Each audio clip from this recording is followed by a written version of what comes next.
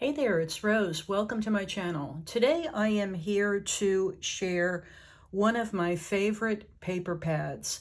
So this is the collaboration hashtag Friday Fave paper pad, and it is hosted by Helen, who is Cosmos Crafty Mom here on YouTube. And every Friday we're invited to share one of our favorite paper pads. So this may be a 6x6, or an 8x8, or in this case, it's one of my favorite 12x12s. And it's a paper pad from Recollections. It's called Garden Charm. And I believe I purchased this from Michael's either last year or the year before. It was one of their hot buy paper pads, and I just thought it was really a beautiful spring paper collection. So we will step through it and I'll show you the papers from this. It is 24 designs, so you get 2 of each design, 48 sheets in all, and they're really very pretty paper. So let's get into it and I'll show you the paper pad. So as a card maker, sometimes 12x12 paper pads can be a little bit intimidating to work with because obviously of the size and the fact that we've got to kind of get creative when we cut it. Here's the way I approach 12x12 paper pads. What I do is I go through the paper pad and I pull out one of each of the designs. And that way, that helps me to say, okay, I'm going to use at least one of each of these paper designs. And then if I really love the paper collection, I still have an extra set of all the sheets that I can save for a later project. And what I typically will do with the 12x12 size, so that's a lot less intimidating, and so I cut it and use it, is I go straight into cutting them down to 6x6 squares. So I'll cut the paper pad into 6x6, and then I decide how I'm going to use them, what other cardstock I'm going to add to create the cards, or if I'm just doing die cuts, how I might layer them and so forth. So that's the way I approach it. So I've taken one of each of the designs out of this 12x12 paper pad so I can show it to you and so that I know that I'm going to cut it up. You can see this beautiful floral is gorgeous. Now, it's not too big of a floral to use on cards. I know there are a lot of people that do like a one-sheet wonders with 12x12. That's not really my style. I like to just get it down to 6x6 and then cut it up from there. But here's the first one. Absolutely gorgeous floral, beautiful colors, and very usable piece.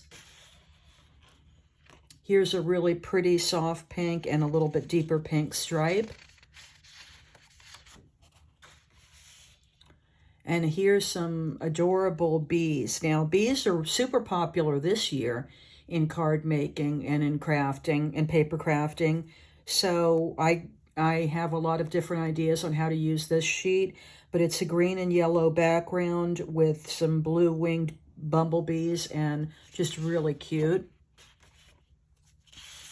Now we get into these cut aparts, and these are a little bit of a challenge for traditional size A2 size cards or even slimlines. You really can't use them for those, but this is already given you 6x6. So if you're someone that likes to do larger card bases, these would work for that. Or again, if you like to do maybe some decoupage on or other type of paper crafting, these are fun for that. But Live Among the Wild Flowers is this one, and then of course Bloom with that beautiful green background and the florals. So, and again, when you have a circle like this with nothing in the center, you can always stamp a sentiment, maybe a happy birthday, and add it to a gift bag. The same thing with this one. That's just a plain white circle with the flowers around it. It's fun to use your larger stamp sets and stamp a sentiment there. Here's a blue with some spirographs, really pretty, unusual color. You don't see a lot of blue unless it's an all blue paper pad, so I like that they've included that in this collection. And then again, here's some beautiful florals. These are just gorgeous. If you're a scrapbooker, this would make a really pretty spring scrapbook page. Again, you'd want to use a solid color cardstock, maybe for your journaling, or also to frame your photos if you're including that on a scrapbook page. This would also, if you're a crafter that makes your own gift boxes, this would be a pretty paper for that as well. Here's where you have to get kind of creative with 12 by 12, specifically if you're not a scrapbooker. Maybe cutting along the edge of some of these and adding them as elements to cards would work, but you've got a lot of wide open space. You could use this center and cut it out for sentiments on cards. So you just have to think outside the box a little bit when you've got a sheet like this.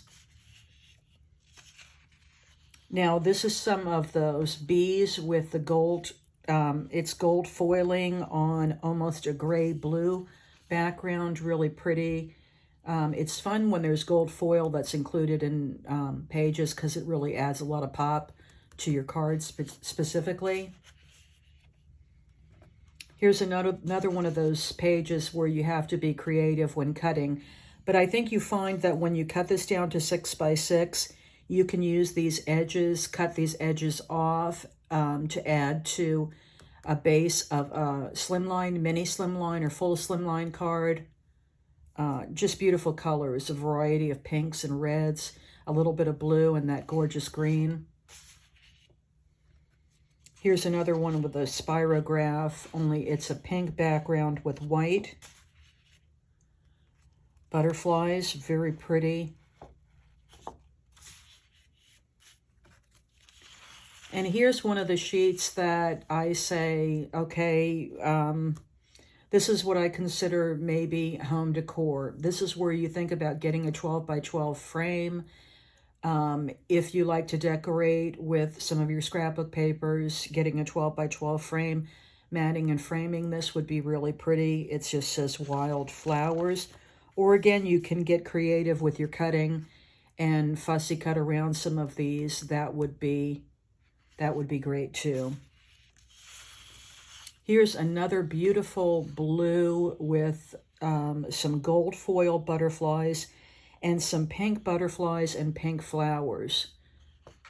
Really, would be really pretty as a base on a card. And here's a green and white or cream color stripe. I love these because they're not just, it's not just for spring. You can use this for any type of a card as well. Here's the blue background with the softer blue and yellow butterflies, really pretty.